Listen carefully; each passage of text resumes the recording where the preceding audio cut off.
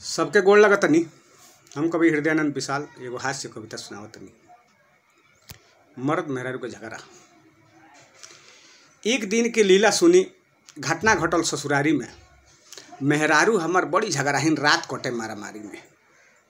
एक रात सुतही के बेरा ऐसन ना झगड़ा भइल, वही बेरा मेहरारू हमर नैहर भाग के गोइल। बीत गइल 2-4 माह, जब पड़ल माह के पाला, सेकलस जाड़ तो जपे लगनी हम मेहरारू के माला। भइल गइल झगड़ा सुलझावे चल गइनी ससुरारी में, आ मौगिए से पहले भेंट हो गइल ओकरे गांव के बाजारी में। कहनी कि तहारा घरे चल के हाथ गोड़ हम जोड़ब।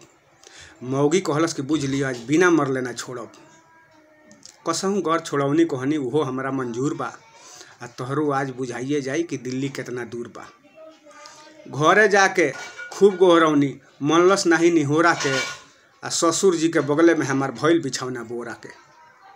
अब भूइया दामाद खटिया पर, ससुर ई हमरा तनिको ना शोभ है। आ खटिया के नीचे ढुकनी, उनका का सुई से लगनी खूब गोभ है। हद हो गइल तो ससुर जी अब भीतर से मछिया गइलन, आ उड़ीस बता के पूछ करनी तो ससुर जी बोरा पर आ गइलन। हम चल गनी खटिया पर।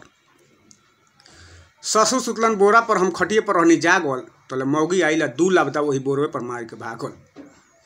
ससुर जी उठ के कहरे लगलन तो डाँड़ पीठ सुहरौनी, आ चुरैल हमला कइले बिया उनका के बतलौनी।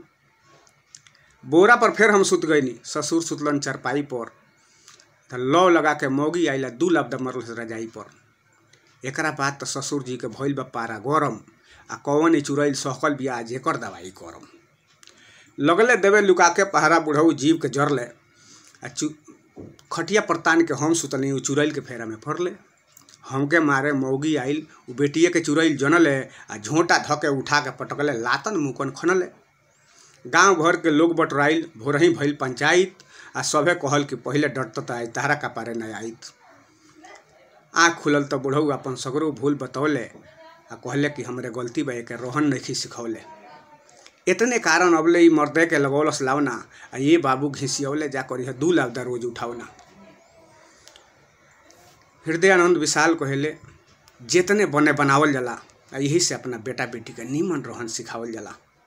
सबके गोड़ लगतनी। जय भोजपुरी, जय भोजपुरिया।